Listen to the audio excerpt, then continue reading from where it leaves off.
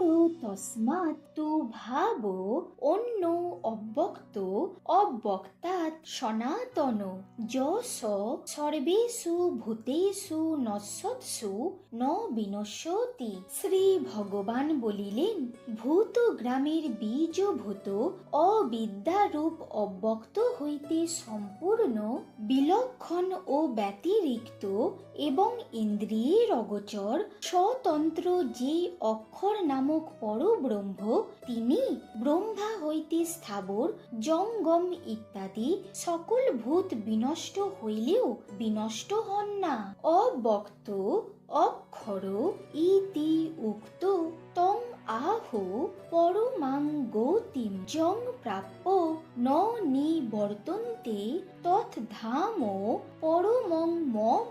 ইন্দ্রিয়াতীত অক্ষর ব্রহ্ম বলিয়া যিনি শাস্ত্রে কথিত হইয়াছেন, তিনি জীবের শেষ গতি। সেই অক্ষর বিষয়ক জ্ঞান লাভ হইলে কেহ আর সংসারে প্রত্যাবৃত্ত হয় না। তাহাই আমার অর্থাৎ শ্রী বিষ্ণুর পরম পদ।